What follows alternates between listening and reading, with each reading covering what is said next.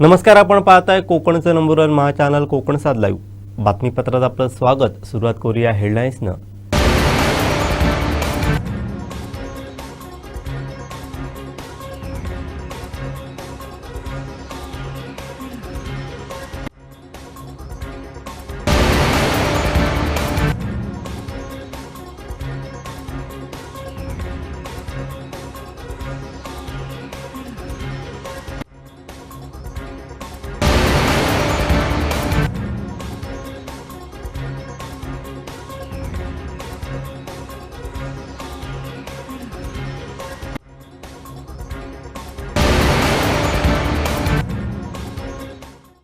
आता पाहूया सविस्तर बातम्या।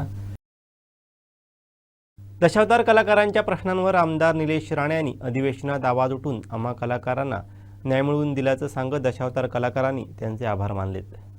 की मालवण तालुका कलाकार बहुउद्देशीय संघ या संघाची स्थापना केली आणि त्या संघाचा अध्यक्ष म्हणून मी पुरुषोत्तम खेडेकर या विषयावर बोलत आहोत की गेली कित्येक वर्षे शासकीय योजनांपासून सरकारच्या सहकार्यापासून वंचित राहिलेल्या दशावतार या दशावताराला आता सुगीचे दिवस आल्याचा भास होतो।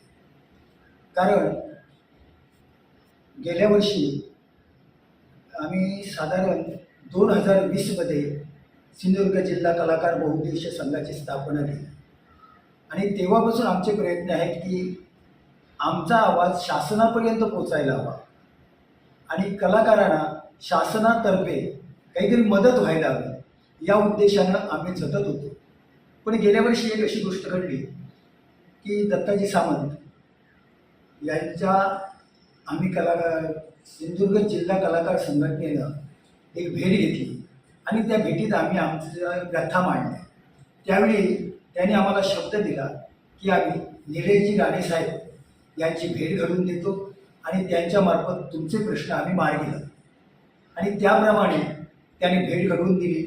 आम्ही सिंधुदुर्ग जिल्हा कलाकार संघटना त्याचबरोबर आमचे मालवण तालुक्यातील कलाकार संघटनेचे कलाकार आम्ही त्यांना भेटलो आणि त्यांनी आम्हाला शब्द दिला की या तुमच्या व्यथा विधिमंडळात मांडून आम्ही तुम्हाला न्याय मिळवून देऊ आणि त्याप्रमाणे कालच्या अधिवेशनात त्यांनी आमचा मुद्दा लावून धरला।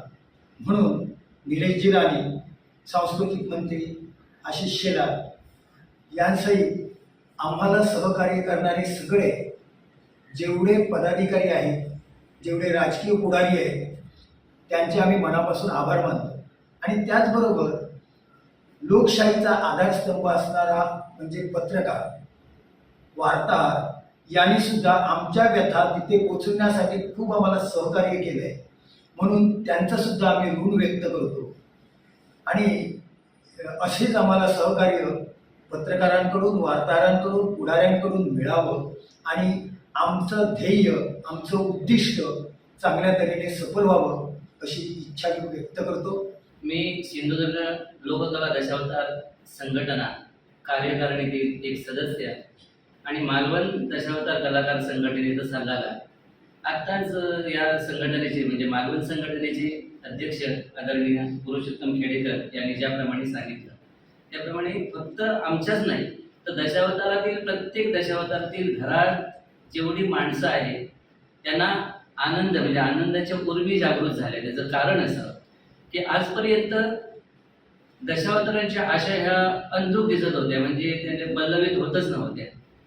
पण याच्यापूर्वी सुद्धा बऱ्याच संघटना दशावतार कलाकार संघटना निर्माण झाल्या, बऱ्याच वेळा आवाज उठवला, बिचारे काही जण आवाज उठवून स्वर्गवासी सुद्धा झाले। पण त्यानंतर कोरोनाच्या काळात 2020च्या त्या संघटना आमची दशावतार सिंधुदुर्ग दशावतार कलाकार संघटना निर्माण झाली, त्याच्यानंतर मालवण कलाकार संघटना निर्माण झाली आणि एक ध्येय निश्चित झालं की काही जरी झालं तरी सुद्धा आपण आता उठाव करायचा, आपल्याला काहीतरी। आम्ही एक वेळ काही आजपर्यंत असे हलाखीचे दिवस काढले, पण पुढे तरुण सुद्धा दशावतार कलाकार म्हणून येत आहेत, त्यांना सुद्धा काहीतरी एक मिळायला हवं, त्यांचं करिअर घडायला हवं, त्यांना शासकीय मानधन मिळायला हवं आणि ते जर शासकीय मानधन मिळायला हवं, शासनाच्या सवलती मिळायला हव्या तर पहिली गोष्ट म्हणजे शासनाचं दशावतार म्हणून एक कलाकार म्हणून ओळखपत्र मिळायला हवं आणि या सगळ्या गोष्टी आमचं दुःख आम्ही आदरणीय दत्ताजी सामंत यांच्या कानावर घातल्या, वारंवार निलेशजी राणे यांची आम्ही भेटी घेतल्या आणि त्यानंतर आता काही दिवसापूर्वी सगळ्यात आनंदाचा क्षण म्हणजे पावसाळी अधिवेशनात लक्षणीय जे लक्षवेधी अधिवेशन होतं त्यात सिंधुदुर्गाचं नेतृत्व म्हणजे दशावतार कलाकारांचं नेतृत्व, एखादा दशावतार कलाकार ज्याप्रमाणे तळमळीनं आपलं दुःख मांडतो त्याप्रमाणे आदरणीय निलेश राणेंनी जे दुःख मांडलं, आमच्या व्यथा ज्या मांडल्या ते खरोखरच लक्षणीय होते आणि महाराष्ट्राचं लक्ष वेधून घेतलं. त्याचं कारण म्हणजे दशावतार कलाकार पुढे जगणार कसा, दशावतार कुटुंबातली माणसं याच्या पुढे जगणार कशी. अजूनपर्यंत दशावतार कलाकारांना एक ओळखपत्र सुद्धा शासनाने दिलेलं नाही. आणि जर का शासनाने साधं एक ओळखपत्र दशावतार कलाकारांना, जी महाराष्ट्रातील एक मोठी लोककला आहे आणि त्या लोककलेच्या एका कलावंत कला जिवंत ठेवतात, त्यांना एक साधं शासनाकडून एक ओळखपत्र सुद्धा नाही. आणि ते जर ओळखपत्र नसलं तर शासनाच्या ज्या सुविधा आहेत, शासनाच्या ज्या काही स्कीम आहेत त्या या कलाकारांना त्यात ते बसणार कसे. म्हणून आदरणीय निलेशजी राणे यांनी दशावतारी कलाकारांचं दुःख जाणून, दशावतार कलाकारांची तळमळ जाणून स्वतः आपण ज्या तळमळतेने त्याने लक्षवेधी असे अधिवेशनाचे विषय मांडले, त्यानंतर कलाकारांना जे मानधन येतं ते त्यांच्या डायरेक्ट अकाउंटला वगैरे जात नाही, त्याबद्दल सुद्धा मांडलं की कलाकारांचं जे मानधन आहे ते कलाकारांच्या खात्यावर जायला हवं, ही सुद्धा व्यथा त्यांनी मांडली. आणि त्यानंतर आशिषजी शेलार, सांस्कृतिक मंत्री आशिषजी शेलार यांनी जे जाहीर केलं की याच्यापुढे दशावतार कलावंतांना, प्रत्येक कलावंतांना शासकीय ओळखपत्र असणारं दशावतारांना एक आपल्याला कार्ड मिळेल. त्याच्यानंतर आतापर्यंत 2,22,00,000 एवढा निधी दिला जातो, त्याची दुप्पट जवळजवळ 4,40,00,000 एवढा निधी दिला जाईल. आणि ही जेव्हा घोषणा केली, अजून जी आर निघालेला नाही पण घोषणा केली, त्यामुळे आम्हाला ह्या सगळ्या आशा 100% याच्या पुढे त्या घोषणा या 8 दिवसात जरी आता जरी घोषणा झाल्या तरी 8 दिवसात जी आर निघेल एवढी आम्हा सर्व दशावतार कलाकारांच्या कुटुंबियांना सुद्धा खात्री आहे. आणि म्हणून ज्या तळमळीने आदरणीय निलेशजी राणे, दत्ताजी सामंत यांनी येथे व्यथा निलेशजी राणेंपर्यंत पोहोचवल्या, त्यानंतर आदरणीय निलेशजी राणे यांनी लक्षवेधी अधिवेशनात दशावताराचे ते दुःख तळमळ करून जे महत्वाचे मुद्दे मांडले आणि त्यानंतर सांस्कृतिक मंत्री आशिषजी शेलार यांनी जे घोषणा केली त्याबद्दल आम्ही सर्व दशावतार, सिंधुदुर्गातील सर्व दशावतार कलाकार, त्याप्रमाणे विशेषतः आता आम्ही आलो तो मालवण कलाकार संघटना, तर आम्ही मालवण कलाकार संघटनातील सर्व कलाकारांचे कुटुंबियातील प्रत्येक सभासद आम्ही त्यांचे आजन्म ऋणी आहोत. आणि याच्यापुढे त्यांनी जी म्हणजे आमच्यासाठी जी घोषणा केली ती तर मागे लागणारच आहे. आणि ही सगळी आणखी एक व्यथा त्यांच्यापर्यंत पोहोचवणारे म्हणजे पत्रकार बंधू, तर महत्वाची गोष्ट म्हणजे आदरणीय दत्ताजी सामंत, त्याच्यानंतर आदरणीय आमचे आमदार निलेशजी राणे, त्याच्यानंतर सांस्कृतिक मंत्री आशिषजी शेलार आणि समस्त पत्रकार बंधू यांच्यामुळे पालकमंत्री नितेशजी राणे या सर्वांनी आम्हाला जे सहकार्य करून हे घोषणापर्यंत आलं. घोषणा झाल्या म्हणजे 100% हे झालं, आम्ही आमच्या मनाची खात्री केलेली आहे.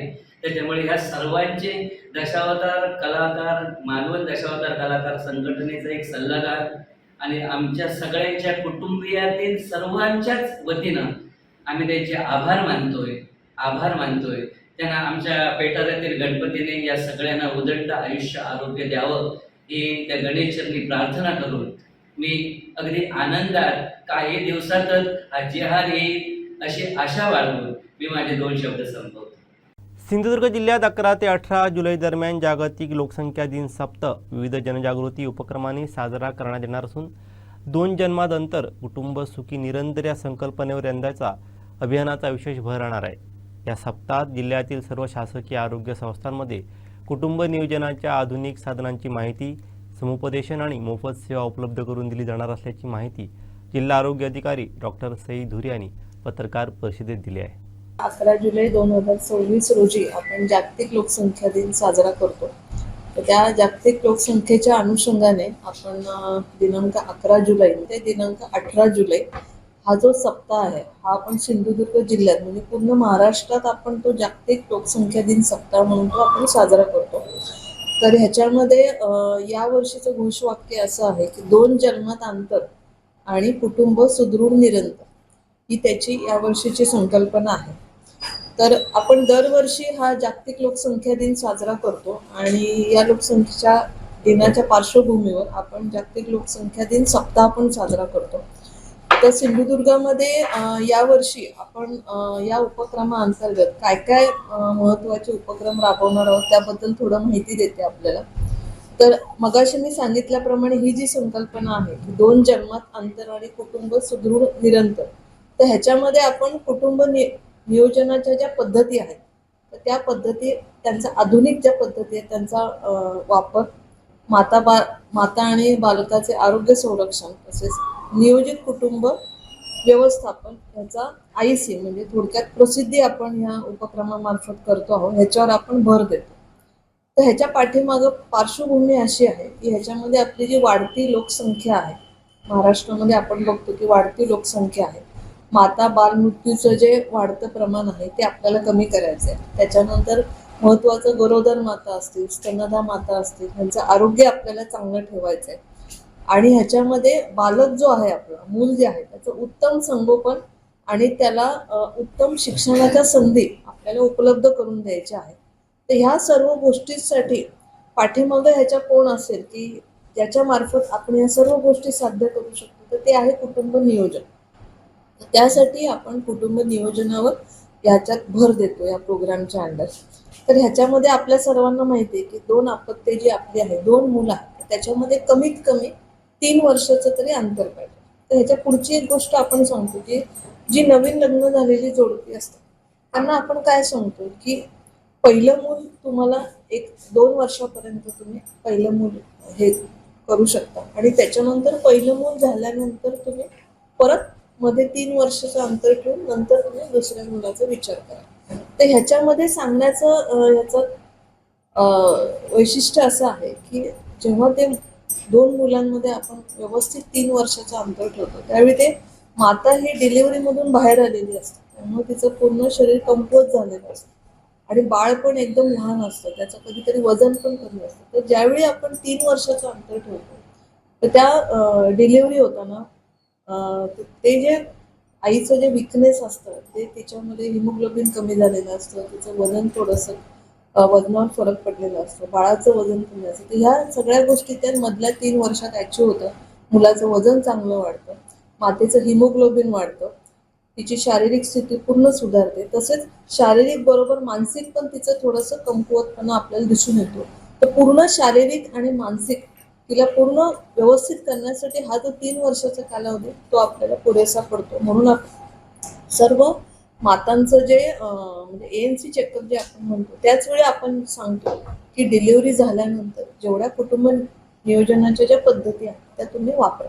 आता त्यामध्ये डिलिव्हरी झाल्या लगेच आपण काय म्हणतो की 24 तासाच्या आत तुम्ही तांबी बसू शकता, 1.5 महिन्याच्या अंतराने पण बसू शकता, गर्भनिरोधक गोळ्या आहेत, कंडोम्स आहेत, या विविध कुटुंब नियोजनाच्या पद्धतींचं आपण तिला त्याचं शिक्षण देतो.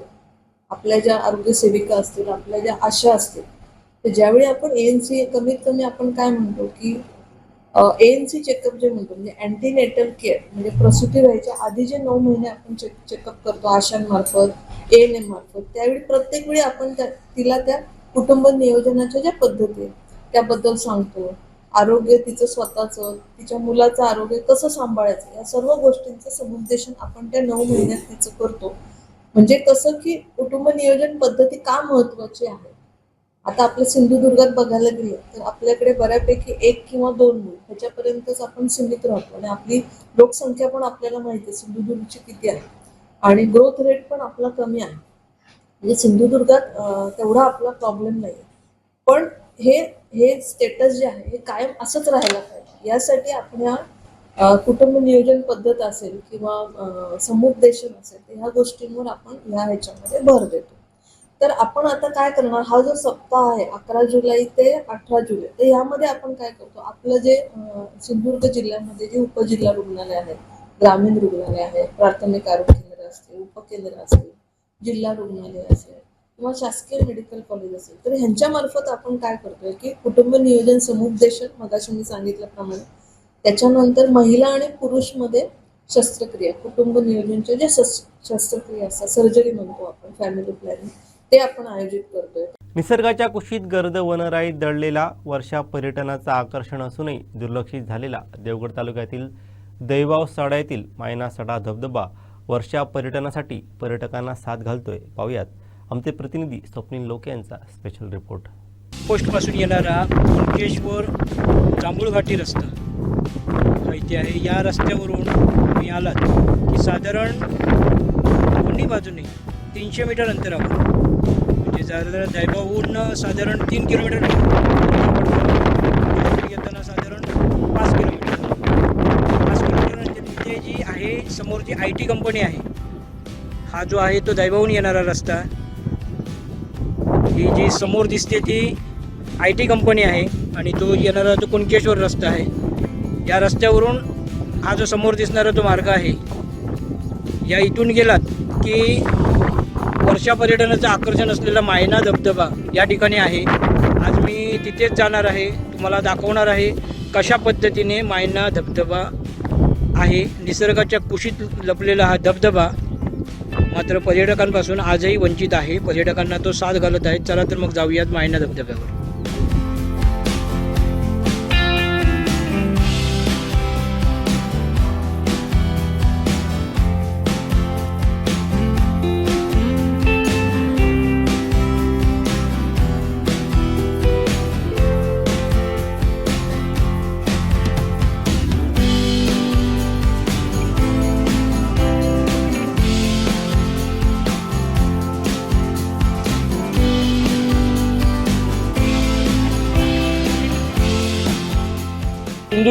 सिंधुदुर्ग म्हटलं की नजरेसमोर येतं ते पर्यटन. त्यात धार्मिक असून दे, हिवाळी असून दे, उन्हाळी असून दे, आणि त्याचबरोबर वर्षा पर्यटन देखील आहे. मगाशी तुम्हाला मी सांगितलं होतं, मी तुम्हाला एका अशा ठिकाणी नेत आहे. ते ठिकाण म्हणजे हा दैबाव सडा येथे असलेला मायना धबधबा. आता या धबधब्यावर यायचं कसं तर कुणकेश्वर दैबाव जांभूळघाटी जो मार्ग जो रस्ता आहे तिथून कुणकेश्वरून येताना IT कंपनी म्हणून आहे, त्या IT कंपनीच्या तिथून साधारण 300 मीटर अंतरावर हा धबधबा आहे. सडाचा भाग असल्यामुळे ते येताना चालत यावं लागतं. तसंच दैबाव चेकपोस्ट आहे, तिथून येताना पण तितकंच अंतर, असा मध्य सेंटरला असलेला हा आणि नजरेच्या आड लपलेला असा हा मायना धबधबा. या धबधब्याचं उगमस्थान आहे ती मायन्याची तळी, तिथे हा 12माही वाहणारा झरा आहे, ते या धबधब्याचे उगमस्थान आहे. आज अनेक ठिकाणी तिथली दुर्लक्षित असल्यामुळे हा धबधबा फक्त पावसाळ्यात प्रवाहित होतो आणि अगदी मोठ्या प्रमाणात बघू शकता कशा पद्धतीने त्या धबधब्याची रचना आहे. आणि अगदी चांगल्या पद्धतीने निसर्गाच्या कुशीत नजरेआड लपलेला हा मायना धबधबा आहे. या धबधब्याची उंची, खोली आणि कशा पद्धतीची याची रचना आहे हे तुम्हाला मी सांगणारच आहे. त्याचबरोबर या ठिकाणी येताना हा धबधबा जो आहे तो व्हाळातून यावं लागतं, कारण येण्यासाठी याला मार्ग नाही. कारण इतर ठिकाणी बघितले तर धबधब्याला येण्यासाठी मार्ग व्यवस्थित असतात, मात्र इथून धबधब्याकडे येण्यासाठी व्हाळातून यावं लागतं. त्यामुळे येताना पर्यटकांनी इथे सावध या, सावधानता राखा. अशा पद्धतीने या माझ्यासोबत आहे तिथे परेश रुमडे आहेत, मी त्यांच्याकडून ही सगळी माहिती जाणून घेणार आहे. या धबधब्याची खोली किती आहे, उंची किती आहे आणि कशा पद्धतीने ग्रामपंचायतीच्या माध्यमातून हा विकसित होऊ शकतो आपण जाणून घेऊया. परेश रुमडेकडून. नमस्कार, मी परेश रुमडे. आज आपण दैबाव गावामध्ये, दैबाव गावाच्या वस्तीपासून जवळ 3-4 किलोमीटर सड्यावरती हा मायन्याचा धबधबा आहे आणि हा निसर्गाच्या कुशीमध्ये त्याचं उगमस्थान आहे. ब्राह्मण स्थळ आहे, गवळी आकाराचं स्थान आहे. तर गवळीच्या स्थानाचे मायन्याची तळी म्हणतात. ते तिथून तिथं उगम झाला आहे, तो इथपर्यंत त्याचा हा प्रवास आहे. आणि हा इतका निसर्गाच्या कुशीमध्ये नटलेला, खूप मोठा आमच्या साधन संपत्ती नटलेला आमचा हा धबधबा आहे. आणि पर्यटकांसाठी खूप सुंदर असं एक स्पॉट आहे, जो किती वर्ष हा दुर्लक्षित होता. पण आता कालांतराने दैबावच्या ग्रामपंचायतीच्या माध्यमातून, प्रशासनाच्या माध्यमातून इथे डेव्हलप करण्याचा एक प्रयत्न आम्ही सगळं मिळून करण्याचा प्रयत्न करू, जेणेकरून पर्यटक इथे येतील आणि चांगल्या प्रकारे या धबधब्यावर त्यांचा पर्यटनाचा आस्वाद घेऊ शकतील. अशा प्रकारे मायन्याचा धबधबा एक नयन आणि एक सुंदर असा सिंधुदुर्ग जिल्ह्यामध्ये आणि देवगड तालुक्यामध्ये धैबाव गावामध्ये आहे, याचा आम्हाला खरंच एक समाधान आणि अभिमान आहे. आता या धबधब्याचे सांगायचं गेलं तर ब्राह्मण गवळदेव आकाराचं मंदिर आहे. त्याच्या पायथ्याशी मायनाची तळी आहे. त्या तळीपासून हिचं साधारण 200 फूट अंतर आहे आणि त्याच्या पूर्णपणे हा वाळातनं प्रवाहित होणारा झरा आहे. तो बारमाही पूर्वी होता, पण आता कालांतरे फक्त पावसामध्ये आता प्रवाहित असतो. याची उंची साधारण 15 फूट वरून पाणी गळते आणि खाली जी खोली आहे ती 10 फूटच्या आसपास तिचं आहे. तसेच ग्रामपंचायतीच्या माध्यमातून असं किंवा स्थानिक लोकप्रतिनिधीच्या माध्यमातून आणि इथल्या युवकांच्या माध्यमातून इथे हा परिसर डेव्हलप करण्यासाठी एक प्रयत्न चालू आहेत आणि येत्या भविष्यात हा मायनाचा धबधबा हा पर्यटनाच्या दृष्टिकोनातून कसा येईल आणि ह्याचं जे स्ट्रक्चर आहे ते डेव्हलप करून इथे पर्यटनाला आकर्षक असं केंद्र व्हावं यासाठी धैबाव ग्रामपंचायत असो की इथले ग्रामस्थ असतील या सर्वपणे आम्ही प्रयत्न करणार आहोत आणि येण्या जाण्यासाठी रस्ता पण स्थानिकांच्या माध्यमातून बागायतदारांच्या माध्यमातून कसा करता येईल आणि तो इथपर्यंत कसा आणता येईल यासाठी एक आम्ही सगळं प्रयत्न करणार आहोत.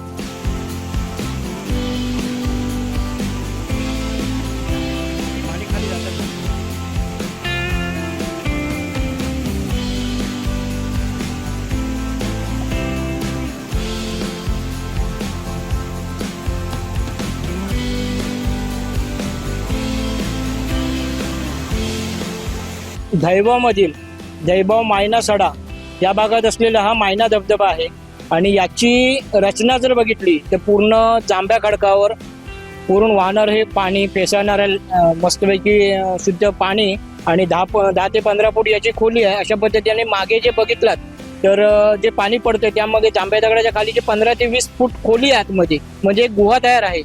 म्हणजे अशीच रचना कुंभवडे येथील बाबा धबधबा आहे तशी रचना आहे याची. म्हणजे हा धबधबा म्हणजे मायना मिनी बाबा म्हटलं तर काय वावगं ठरणार नाही अशा पद्धतीची याची धबधब्याची रचना आहे.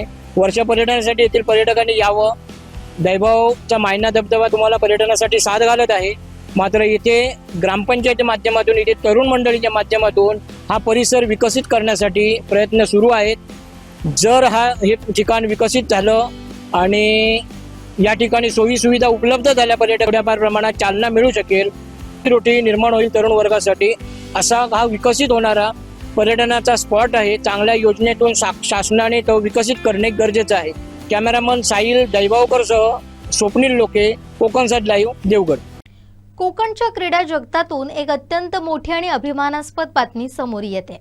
सिंधुदुर्ग जिल्ह्यातील बहुप्रतीक्षित कुडाळ मान्सून हाफ मॅरेथॉनचा थरार येत्या 12 जुलैला रंगणार आहे आणि विशेष म्हणजे तब्बल 30 आंतरराष्ट्रीय मॅरेथॉन स्पर्धा जिंकलेला केनियाचा ऑलिम्पिक पदक विजेता धावपटू विल्सन थेट कुडाळमध्ये दाखल झालाय.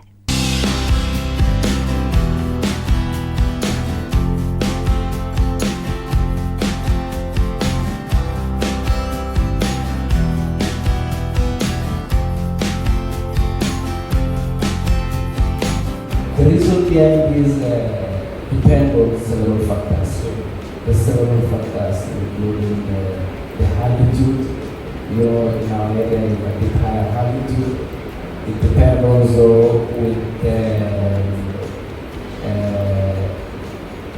belief. In Kenya it's like a culture and they believe that they can run.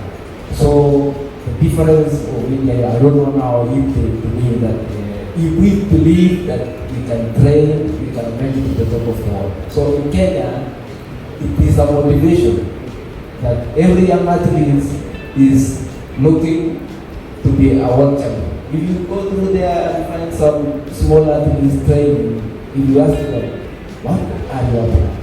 They can tell you, we are aiming in future to be world champions.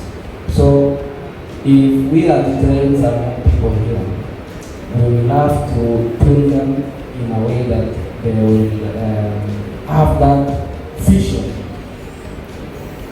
knowing that we are aiming at something in the near future, because it will not take so long before we eventually change the area. So it depends on this kind of motivation. So अगदी simple आहे. त्यांनी जसं सांगितलं, एक vision आणि खेळाकडे बघण्याचा जो दृष्टिकोन आहे सिंपल, म्हणजे अगदी सिमिलर आहे. आपण क्रिकेट, आपला मुलगा मुलगी जन्म झाला की आपण म्हणतो की क्रिकेट इंडियाच्या टीममध्ये जाणार. त्यांचा बघण्याचा दृष्टिकोन तोच आहे की ॲथलेटमध्ये जाणार आणि ते वर्ल्ड चॅम्पियन. म्हणजे फक्त आपण त्या खेळाकडे बघत नाही, आपण दुसऱ्या खेळाकडे बघतो. तीच जर विजन, ते जर डेडिकेशन या खेळामध्ये ठेवलं तर आपणही होऊ शकतो, असं त्याचं म्हणणं आहे. We actually requested you we go ahead and we start one training academy here, and we actually requested and you agreed to that, to give the training our students, young athletes. So they would like to know how the training will be, and are you really ready, what type of training you will give, how you will reach to that level and make our young children to go up to the Olympic and marathon world champion there. Thank you very much. Thank you first for accepting. We have accepted that we start the academy, and what I would like to say is that we will begin from the ground. This is like breaking the ground. We start from zero. We build up slowly by slowly until the time we catch up. And the plan will be on. The program is in athletics. We have the junior athletes and we have the program in the senior. So we start from the junior program as we progress towards senior.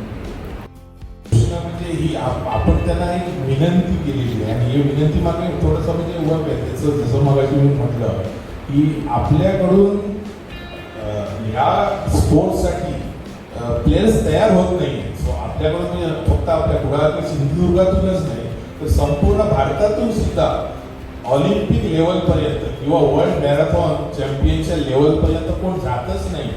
आणि त्याच्यासाठी काय करता येईल, तर त्याच्यासाठी ही एक मी त्यांना विनंती केली की समजा जर आपल्या कोकणामध्ये, आपल्या सिंधुदुर्गात, कुडाळमध्ये जर आपण एखादी अकॅडमी चालू करू शकलो, ट्रेनिंग अकॅडमी, ज्याच्यातून आपण हे धावपटू तयार करू शकलो, घडवू शकलो, तर काय होईल. आणि त्याच्यासाठी आपल्याला एक म्हणजे गुरूंची आवश्यकता, फार चांगल्या ट्रेनर्सची आवश्यकता आहे.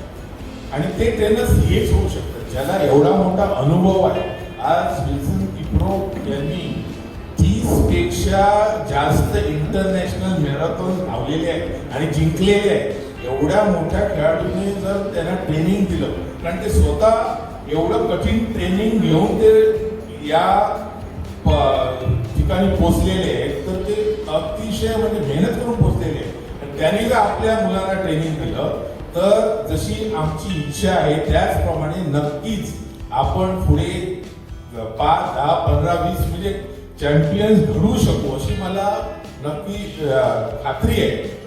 5-10 सोडा, जर 2-4 जरी, एक जरी खेळाडू आपला ऑलिम्पिकला जर पोचला तर त्याचं जे समाधान आहे ना, ते एक वेगळंच समाधान होईल. आणि माझी ही एक इच्छा आहे की आपल्याकडून एक खेळाडू निर्माण व्हावा, 10 खेळाडू निर्माण व्हावे. ते ट्रेनिंग द्यायला तयार आहे. आपण एक ट्रेनिंग सेंटर ओपन करूया. मला लोकांना मोटिवेट करायचं आहे. मी ते पळण्यासाठी आलं पण नंबरसाठी नाही, तर लोकांना मोटिवेट करण्यासाठी. म्हणजे आपलं मेडल दुसऱ्याला देतोय कारण ते लोक वरती आले पाहिजे, ते लोक मोटिवेट झाले पाहिजे. ही भावना एका एवढ्या मोठ्या व्यक्तीकडून आपण शिकू शकतो. फक्त मला नाही, माझं नाही, पण मला अजूनही लोकांना न्यायचं आहे, माझ्या बरोबर न्यायचं आहे. ही भावना खूप मोठी आहे आणि प्रॉब्ली ही गोष्ट त्यांना अजून त्यांची उंची वाढवतं असं. दिवंगत सुधाताई कामत शाळा नंबर 2च्या शिष्यवृत्ती परीक्षेतील ऐतिहासिक कामगिरीचं कौतुक करण्यासाठी जिल्हा परिषद अध्यक्ष प्रमोद कामत आणि शिक्षण सभापती प्रितेश राऊळ यांनी शाळेला भेट दिली. सर्व मुलांचे त्यांच्या पालकांचं भेटवस्तू देऊन कौतुक केलं. तर शाळा इमारतीचे रखडलेलं बांधकाम लवकरात लवकर पूर्ण करण्याची ग्वाही शिक्षण सभापती प्रितेश राऊळ यांनी दिली. कोकणसादने याबाबतचे वृत्त केल्यानंतर त्यांनी दखल घेतली आहे.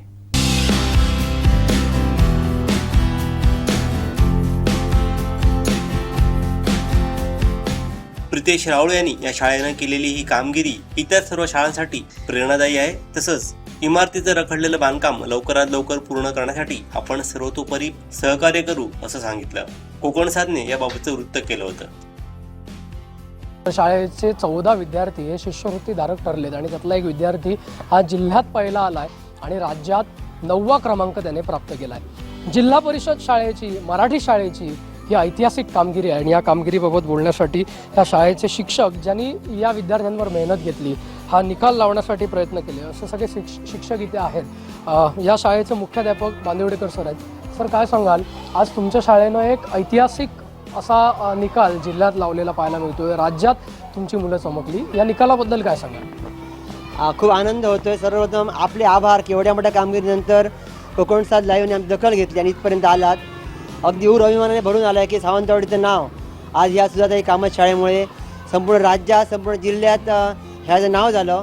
त्यामुळे आम्ही सर्व शिक्षक, आमची व्यवस्थापन समिती, आमचा पालक वर्ग, त्याचप्रमाणे शिक्षणप्रेमी ह्या सगळ्या सावंतवाडीतले माजी विद्यार्थी, या सगळ्यांचा ह्यामध्ये खालीचा वाटा आहे.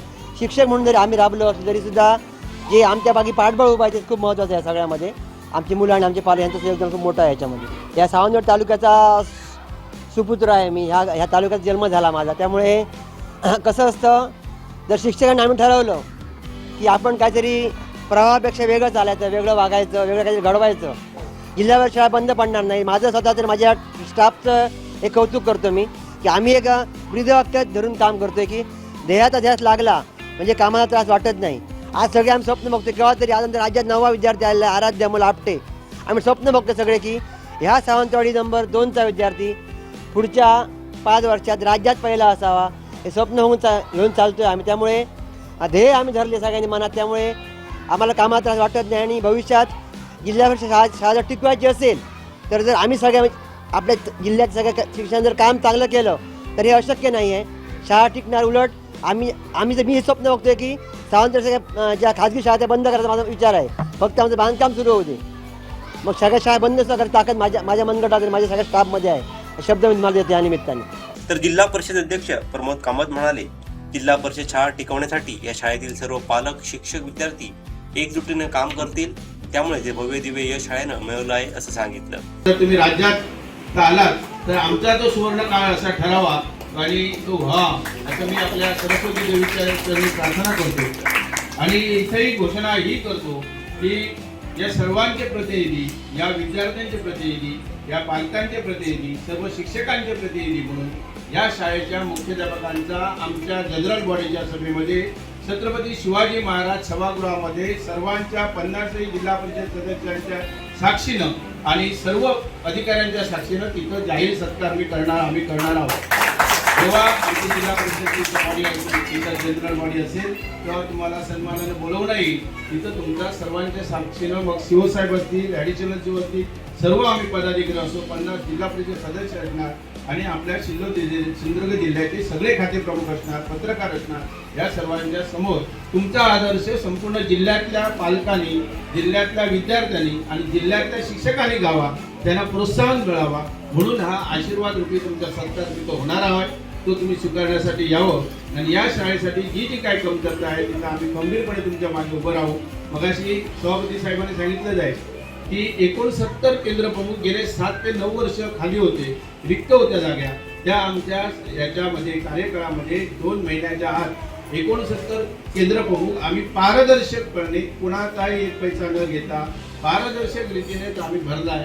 उरलेली जी 30 मुलं आहे, 30 आपले 29 का 30 केंद्र प्रमुख आहेत, ते सुद्धा पारदर्शक रीतीने भरण्यात येतील. त्याच्यात आमचा एवढा आहे की जिल्ह्यातले जास्तीत जास्त केंद्र प्रमुख व्हावे म्हणून आम्ही तो जरा 1-1.5 महिना कार्यकाल पुढे घेतलेला आहे. कारण आता जी परीक्षा लांबली, त्यांची परीक्षा झाल्यानंतर, त्यांचा रिझल्ट लागल्यानंतर आपल्या जिल्ह्यातल्या शिक्षकांना त्याच्यात वाव मिळेल म्हणून आम्ही 1-1.5 महिना घेतलेला आहे. आणि हा केंद्र प्रमुख तिथं भरल्यानंतर त्या होणाऱ्या रिक्त ज्या काही जागा असतील आणि इतर जागा याच्यात जवळजवळ 250 ते 350 हे शिक्षक आम्ही सरळ पोर्टलद्वारे आम्ही परत ते भरणार आहोत. आणि संपूर्ण जिल्ह्यात शिक्षकांची कमतरता राहणार नाही. आता जर आपल्या सिंधुदुर्ग जिल्ह्यात बघितला तर सगळे पदवीधर शिक्षक भरलेले आहेत. सिंधुदुर्ग जिल्ह्यातली एकही शाळा नाही जिथं पदवीधर शिक्षक खाली आहे. हे सगळं तुमचे आशीर्वाद आहेत, पालकांचे आशीर्वाद आहेत. आमच्या नेत्याने सन्माननीय राणेसाहेब असतील, नितेशजी राणेसाहेब असतील, दीपकभाई असतील, निलेश राणेसाहेब यांच्या पाठिंबामुळे आम्ही समाजकार्य आणि चांगली घडवड करत आहोत. असंच आपलं सहकार्य तुमच्या आमच्या पाठी ठेवा, आशीर्वाद ठेवा. परत एकदा सन्माननीय व्यासपीठ आपल्या सगळ्यांचा आशीर्वाद घेऊन येतेच थांबतो. मुलांसोबत शाळेतील सर्व शिक्षकांचा सन्मान त्यांनी केला। यावेळी वाफोली उपसरपंच गवस, अखिल महाराष्ट्र शिक्षक संघ राज्य उपाध्यक्ष मल देसाई, ॲडव्होकेट संजू शिरोडकर, नंदू गावडे, शाळा व्यवस्थापन समिती अध्यक्ष अजित सावंत, उपाध्यक्ष मीना दाभोलकर, केंद्र प्रमुख कमलाकर ठाकूर, शाळा व्यवस्थापन समिती सदस्य, पालक उपस्थित होते। कार्यक्रमाचं सूत्रसंचालन मुख्याध्यापक तेजस विश्वनाथ बांदेवडेकर यांनी केलं। सद्गुरू मियाँ साहेब यांच्या पुण्यतिथीनिमित्त अनेक भाविकांनी समाधी स्थळाचं दर्शन घेतलं। पाहूयात।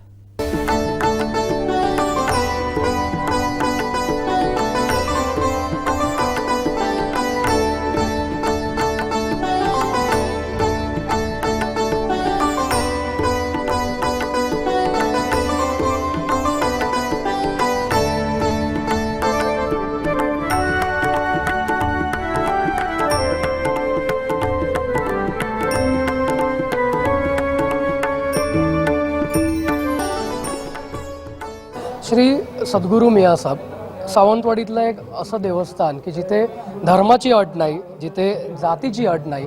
एकीकडे बघितलं तर धर्मांध ह्या जगामध्ये धर्माभिमानी सावंतवाडीकर हा असा उत्सव करताना पाहायला मिळतात। मियाँ साहेबांचा पंथ जरी वेगळा असला तरी संत परंपरेला मानणारे एक संत आज प्रत्येक सावंतवाडीकराच्या इव्हन गोवा राज्य, कर्नाटक राज्यातल्या प्रत्येकांच्याच घरामध्ये एक दैवत म्हणून पूजलं जातं, दैवत म्हणून त्यांना मानलं जातं।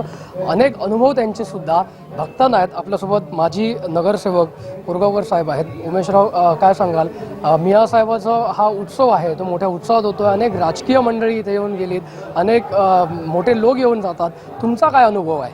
आमचा अनुभव असा आहे की माझं वय 58, गेली 54 वर्ष मी साहेबांच्या पुण्यतिथीला सातत्याने येतो। कारण पूर्वी आमचे आजोबा इथे यायचे, आमच्या घरी मियाँसाहेब स्वतः आमच्या अनेक वेळा अनेक प्रसंगाला आमच्या घरी त्यांचं पाय आमच्या मूळ घराला त्यांचे पाय लागले आहेत। अनेक प्रसंग आम्हाला त्यांनी सोडवलेलं आहे। एकदा आम्हाला आमचे आजोबा, आमचे वडील काही गोष्टी सांगतात, ते माहिती असल्यामुळे एक गोष्ट सांगतो। त्यावेळी साधारण स्वातंत्र्यापूर्वी अनेक वर्षापूर्वी जेव्हा साहेब हे स्वतः राजवाड्यात संस्थांमध्ये इंजिनियर म्हणून काम करायचे, तेव्हा संस्थान होतं स्वातंत्र्यापूर्वी, त्यावेळी त्यांच्या घरी पहाटे कीर्तनाचा कार्यक्रम असायचा। ते जरी धर्माने मुस्लिम असले तरी ते दत्तगुरूंचे उपासक होते। त्यांचं दत्तगुरूंवर कीर्तन, भजन हे सातत्याने चालू असायचं। त्यावेळी सर्व ही जुनी मंडळी त्यांच्या घरी पहाटे कीर्तनाला जाऊन बसायची आणि तिथे कीर्तन चालू राहायचं। त्यावेळी स्वतः ज्या संस्थांमध्ये ते एक इंजिनियर म्हणून काम करत होते त्या संस्थांचे संस्थानिक बापूसाहेब महाराज सिव्हिल ड्रेसमध्ये त्या कीर्तनाला येऊन तिथे कीर्तनाला जमिनीवर बसायचे। हा आम्हाला आमची जुनी लोक सांगायचं एक त्यांचा अनुभव फार आध्यात्मिक आणि त्यांच्या हे होते, अंतर्ज्ञानी ही शक्ती त्यांच्याकडे त्यांना प्राप्त होती, अंतर्ज्ञान प्राप्त होतं। असे अनेक प्रसंग सांगायचं म्हणजे माझे आजोबा, म्हणजे वडील आम्हाला सांगायचे, आमचा एक 14 वर्षाचा त्यावेळी लहान काका, माझा काका आजारी पडला। त्यावेळी हार्टवर आणि काय असे उपचार नव्हते। मग घरातली सगळी मंडळी म्हणाली मियाँसाहेबांच्या कानावर घालूया ही गोष्ट। 14 वर्षाचा होता, मग त्या हार्टवर आणि त्याही उपचार नव्हते, साधारण खूप स्वातंत्र्यापूर्वी खूप आदली गोष्ट। मग मियाँसाहेबांना बोलवलं, ती ओळख आमच्या आजोबांची। मियाँसाहेब आले घरी, त्यांनी बघितलं, नंतर आमच्या घरात त्यांचं येणं जाणं सुरू झालं। नंतर मग एक दिवस माझे काका खूपच आजारी झाले आणि संध्याकाळी दुपारच्या टायमाला आमची आजी म्हणाली आजोबांना, तुम्ही ताबडतोब मियाँसाहेब जिथे असतील तिथून त्यांना घेऊन या। आजोबांनी माहिती काढली की कुठे आहेत मियाँसाहेब, तर ते सातोशाला कुठेतरी अशी कुणाचा तरी प्रसंग होता, त्या प्रसंगाला ध्यानस्थ बसले होते, ग्रामस्थ होते, ते बसलेले भारती बाबांबरोबर बसलेले होते। मग त्या ठिकाणी जायला रस्ता नव्हता, ते पायवाट होती, रस्त्यावर गाडी लावली। त्याच वेळी अंतर्ज्ञानाने साहेबांनी ओळखलं, मावश्या कोरगावकर येत आहेत। भारती बाबांना सांगितलं, भारती बाबा तुम्ही ताबडतोब फेटा बांधा, तयारीत राहा, मावश्या कोरगावकरांबरोबर तुम्हाला सावंतवाडीला जायचं आहे ताबडतोब, अर्जंट। त्याप्रमाणे मावश्या कोरगावकर म्हणजे माझे आजोबा साहेबांच्या पायावर नतमस्तक झाले। नतमस्तक झाल्यानंतर त्यांच्यानी उठण्या अगोदरच साहेबांनी सांगितलं, मावश्या तुम्ही उठा, आई, आमच्या आजीला आई म्हणायची ते, आईला सांगा मी आता येणार नाही, मी हे काम टाकून येऊ शकत नाही, संध्याकाळी 5 वाजता विजू काका प्राण सोडणार, त्याला आनंदाने जाऊन दे, तुम्ही दुःख करत बसू नका, मी उद्या येऊन तुम्हाला भेटणार आणि भारती बाबांना आईच्या समाधानासाठी तुम्ही घेऊन चला. म्हणून भारती बाबांना घेऊन आमचे आजोबा घरी आले. बरोबर संध्याकाळी 5 वाजता प्राण सोडला माझ्या काकांनी. हा एक अनुभव. त्यानंतर आमचे वडिलांनी आम्हाला सांगतात, आमचं एक प्रसिद्ध दुकान होतं, काष्टा औषधांनी मिळायचं, अजूनही मिळतं. आमच्याकडे रत्नागिरीपासून कारवारपर्यंत गिराईक मी स्वतः केली आमच्या दुकानात बसून. असं प्रसिद्ध दुकान. तर त्यावेळी आमच्या दुकानात अशी रेशनला लागते, अशी रांग लागायची कुठचा सण असला तर हे मला वडील आम्हाला सांगायचे. राग लागायची. तर आमच्याकडे औषधाचं काष्टा औषध सगळ्या प्रकारचं मिळायचं, अफूचं बोंड पण मिळायचं, सगळं मिळायचं. मग त्या औषधासाठी सगळे आयटम मिळायचे. काही लोक ती वस्तू ह्याला घेऊन जायचे व्यसनसाठी. हे आम्हाला काय आजोबांना काय माहीत नव्हतं. विविध सामाजिक उपक्रमांनी माजी मंत्री आमदार दीपक केसरकर यांचा वाढदिवस साजरा होणार आहे. पाहूयात. आमचे लाडके आमदार सन्माननीय दीपकभाई केसरकर साहेब यांचा 18 जुलै रोजी वाढदिवस होत आहे आणि या वाढदिवसानिमित्त आम्ही सगळे नगरसेवक, सगळे पदाधिकारी, कार्यकर्ते, समाज उपयोगी जे समाजाला आवश्यक गोष्टी आहेत किंवा जे कार्यक्रम होणे अपेक्षित आहे असे कार्यक्रम आम्ही दीपकभाईंच्या वाढदिवसानिमित्त घेणार आहोत. उदाहरण घ्यायचं झालं तर देवा सूर्याजी आणि त्यांची टीम ही 18 जुलैला रक्तदान शिबिर घेईल. महिलांतर्फे रुग्णालयात फळ वाटप केलं जाईल, अंधबांधवांना मदत केली जाईल, छत्र्या वाटप केली जाईल, धान्य वाटप केलं जाईल. असे अनेक प्रकारचे समाज उपयोगी कामं या वाढदिवसानिमित्त केले जातील. आणि त्याचप्रमाणे शाळेमध्ये सुद्धा, प्राथमिक शाळेमध्ये सुद्धा वया वाटपाचा कार्यक्रम केले जातील. असे अनेक कार्यक्रम दीपकभाईंच्या वाढदिवसानिमित्त 18 जुलैला केले जातील. आणि त्यांचा सुद्धा वाढदिवस स्वतः दीपकभाईंना विनंती करू आम्ही इथं उपस्थित राहण्याचा आणि त्यांचा वाढदिवस साजरा करू. आज सभेमध्ये एक महत्त्वाचा मुद्दा तुम्ही मांडताना दिसला. टक्केवारी 2% टक्केवारीवरनं तुम्ही उपस्थित प्रश्न केले, पुरावे मागितले. आज तुम्ही उघडं पडलं सभागृहात सगळ्यांना, सत्ताधाऱ्यांना, मुख्याधिकाऱ्यांना आणि सगळ्यांना. त्याबद्दल काय सांगता? माझ्याकडे पुरावे मागितले, मी पुरावे दिले. हे तुम्ही स्वतः सगळे हजर होता, बोलण्याची काय गरज नाही. तुम्ही स्वतः सगळे होते, पुरावे दिले. पुरावे मागितले, पुरावे दिले. मी कधी पुराव्यांशिवाय बोलत नाही. जे माझ्याकडे पुरावे होते ते मी नगराध्यक्ष मॅडमकडे सादर केले. कामाचा पूर्णत्वाचा दाखला मिळालेला असताना बिल थांबवताच येत नाही. 7 दिवसाच्या आत ते द्यावं लागतं. महिना होऊन उलटला तरी बिल देत नाही, याचा अर्थ काय होतो? आम्ही काय समजावा? आणि त्यांनी माझ्याकडे तक्रार केली, माझ्या प्रति नाव लिहून, म्हणून मी तो मांडला विषय. मी विचारलं ना सीओना, तुम्ही चेक तयार सही मारली का? होय म्हणून सांगितलं मला ना. मग चेक का देत नाही? तेच तर मी मुद्दा उपस्थित केला ना. मग तुमचा काय विषय आहे का? हा पण विषय गेला. 18 जे मक्तेदारांना मुदतवाढी आहे तो पण तुम्ही होता सभागृहाचा विषय प्रेसमध्ये बोलणं उचित वाटत नाही. तुम्ही ऐकला ना का? कारण काय होणार मग ते वेगवेगळे विषय येत राहणार. त्याच्यामुळे तुम्ही समजून घ्या. तुम्ही माजी नगराध्यक्ष होता, तुमच्याही काळात आम्ही सभागृहात यायचो, इथे अनेक बैठका व्हायच्या, आम्ही तेव्हा व्हिडिओ रेकॉर्डिंग करायचो. आज व्हिडिओ रेकॉर्डिंगला बंदी नगराध्यक्षांनी घातली. मुख्याधिकाऱ्यांकडे मागच्या 2 काउन्सिलमध्ये आम्ही लेखी मागितलं पण मिळत नाही. काय नेमकं भीती कशाची आहे सत्ताधाऱ्यांना? हे तुम्ही सभागृहात टक्केवारीचा विषय म्हणतात, त्याची भीती आहे की अजून कशाची भीती आहे? मी त्या विषयावर काय बोलू इच्छित नाही, मला बोलायचं पण नाही आहे. पण स्थानिक स्वराज्य संस्था आहे आणि स्थानिक स्वराज्य संस्थेमध्ये हा अधिकार नगराध्यक्षांचा असतो. त्यामुळे मी या विषयावर काय बोलू शकत नाही. प्रत्येक नगराध्यक्षाचा अधिकार असतो. बद्दल बोलताय आता सभागृहासमोर, पण नगरविकास खातं हे तुमच्या पक्षाचे नेते आहेत, उपमुख्यमंत्री एकनाथ शिंदे आहेत, स्थानिक आमदार दीपक केसरकर तुमच्याच पक्षात आहेत, तुम्ही जिल्हा प्रमुख आहात. मग आत्ताच त्याने सांगितलं की नगर अभियंत्याने ते अभिप्राय दिलाय काम अपूर्ण असताना, याची सखोल चौकशी लावून त्या अभियंत्याच्यावर कारवाई होणार का? टक्केवारीपेक्षा ज्या अभियंत्याने आत्ता तुमच्या भाजपच्या नगरसेवकांना सभापतीने म्हटलं की ते काम अपूर्ण आहे. एकीकडे तुम्ही तो पुरावा दाखवा, तुमच्याकडे ठेकेदार घरी काय येतो, हे पत्र काय देतो, नगर अभियंता पत्र काम झाल्याचं देतोय, एकीकडे अपूर्ण आहे. या सगळा खेळखंडोबा प्रशासनाचा मी असताना तुम्हाला सांगतो, 2 मिनिटं ऐका, तुमचा विषय मला कळला. मी तो पुरावा दिला, सुधीर आठवडेकडे मागितला म्हणून, नाही तर मी दिला नसता. एखाद्या विषयाचा पूर्णत्वाचा दाखला दिल्यानंतर बिल द्यावंच लागतं, ते कोणी अडवू शकत नाही. पूर्णत्वाचा दाखला दिलाय ना, काम पूर्ण झालं आणि त्याचे चेक पण काढले गेले. चेक काढले जर गेले तर मग ते का चेक देत नाही 1 महिना होऊन, आणि स्वतः कबूल केलं ना सीओने सभागृहात, चेक काढले. चेक देण्यापूर्वी त्यांनी खात्री करून घेतली पाहिजे होती सीओने. तेच की नगर अभियंता जर देतो एकीकडे आणि मुख्याधिकारी सांगतायत की ते मला माहितीच नाही, आणि माहिती नाही तर चेकवर सही कशी झाली. काय म्हणतो, मग असं असताना नगर विकास खात्याकडे या अशा अधिकाऱ्यांच्या आणि याच अधिकाऱ्यांना तुमचेच आमदार मुख्याधिकारी कायम ठेवण्यासाठी प्रयत्न हे बघा, काही विषय मी बोलू शकत नाही, सगळे तुम्हाला माहिती आहेत, तेव्हा आपण याच्यावर न चर्चा केलेली साहेब, एक शेवटचा प्रश्न.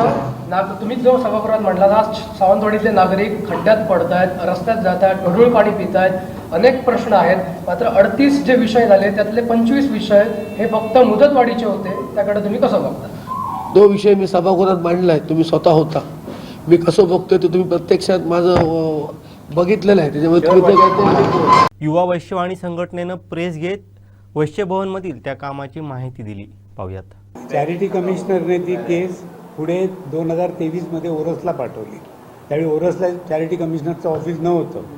23मध्ये आली, त्यांची क्रॉस झाली, माझी क्रॉस झाली, आणि ते क्रॉस करून त्यांनी एक हे तयार केला आणि तो कोल्हापूरला पाठवला.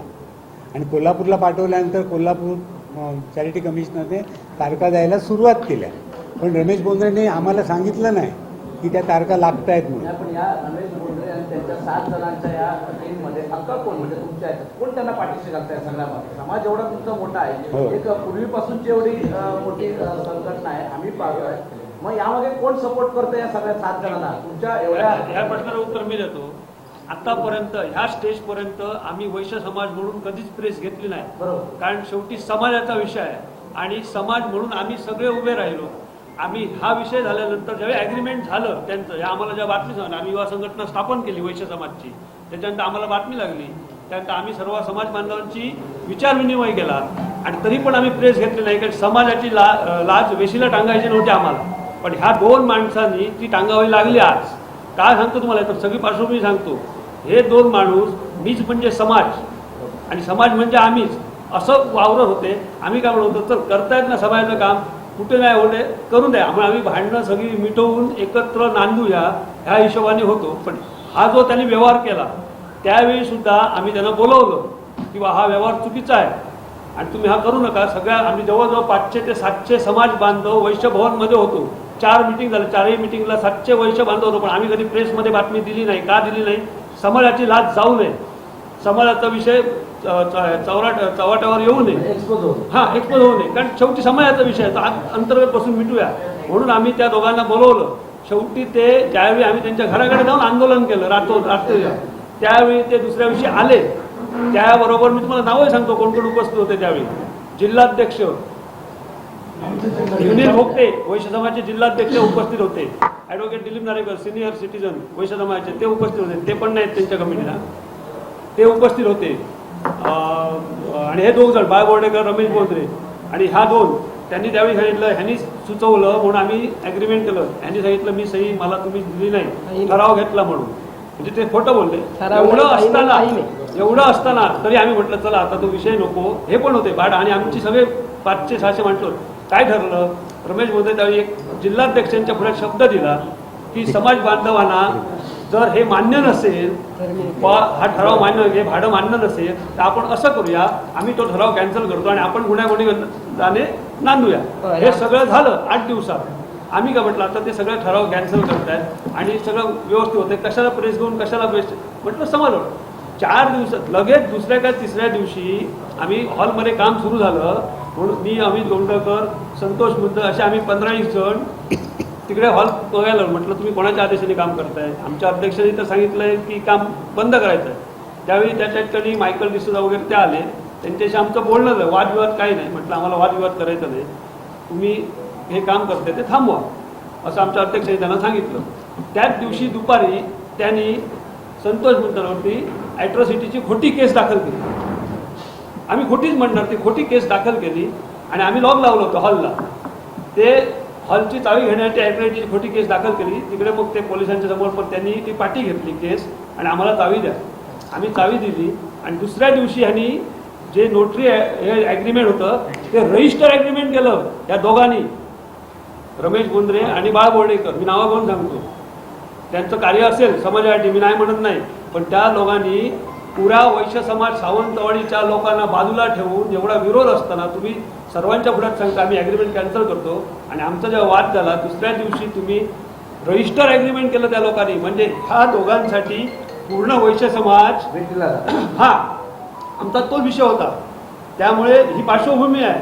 आणि त्याच्यानंतर मग आम्ही हे कायदेशीर मार्गाने म्हटलं कसं थांबता येईल त्या मार्गाने आम्ही गेलो आणि त्यात आम्हाला पाटेकर उपरोगाच्या याच्या स्थळात आम्ही ते खोटं करत नाही आहोत. वैश्य बांधव समस्त वैश्य बांधवांच्या पाठीने आमचे युवाध्यक्ष म्हणा किंवा भाट म्हणा आणि त्यांच्याबरोबर विद्यान गोरगावकर असतील 3-4 दिवस जाऊन कोल्हापूरला बसून फिरून स्वतःच्या खर्चाने गेले. ते संस्थेचे पैसे नाही आहेत आणि आम्हाला न्याय मिळाला याचा आम्हाला आनंद आहे. त्यांना त्यांची जागा दाखवून दिली. 2 माणूस म्हणजे वैश्य समाज ना.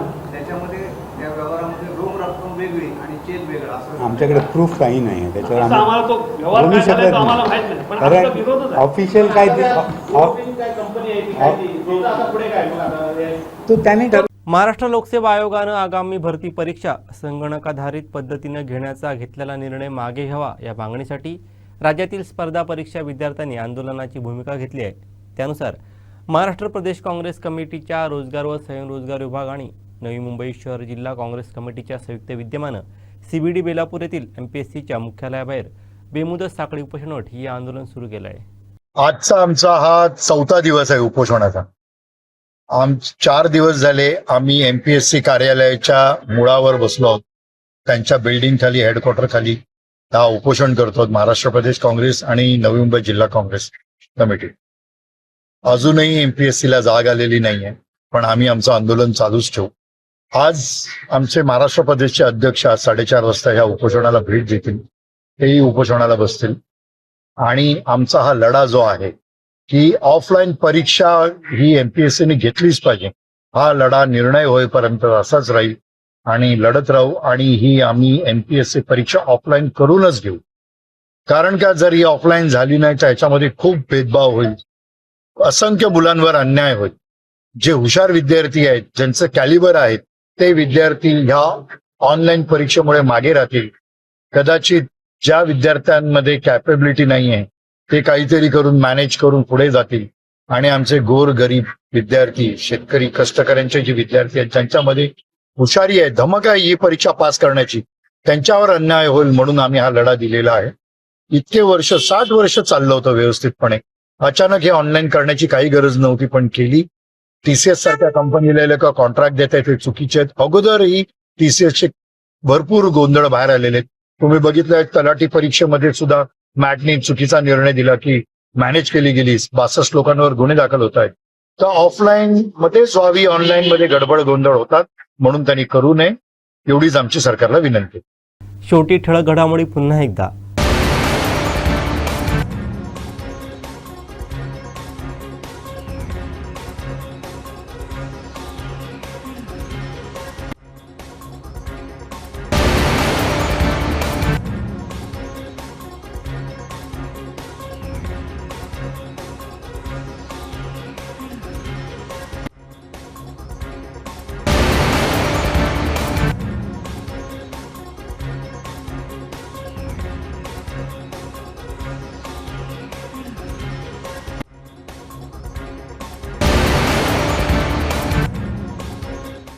बातमीपत्रात वेळ झाली ते थांबण्याची. पाहत राहा बदलत्या कोकणचा बुलंद आवाज. कोकणचं नंबर 1 महा चॅनल कोकण साध लाईव्ह. धन्यवाद.